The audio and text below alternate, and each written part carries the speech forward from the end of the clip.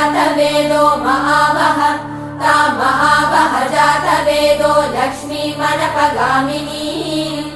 यस्यां हिरण्यं विन्देयं गामश्वं पुरुषानहम् अश्वपूर्वां रथमद्यां हस्तिनादप्रबोधिनी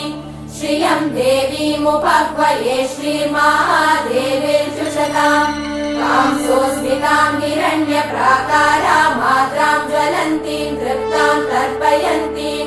पद्मे स्थितां पद्मवर्णां तामिहोपह्वये श्रियम्